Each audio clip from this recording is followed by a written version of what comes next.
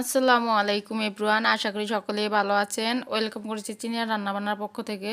তো আজকে আমি আপনাদের সাথে শেয়ার করব চায়নাতে যে নিমকি পাওয়া যায়, এই নিমকিটা খেতে কেমন, তো সেটাই আজকে আপনাদের সাথে শেয়ার করব।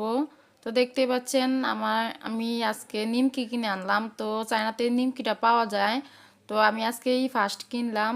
তো খেয়ে আপনাদেরকে দেখাচ্ছি এরা খেতে কেমন।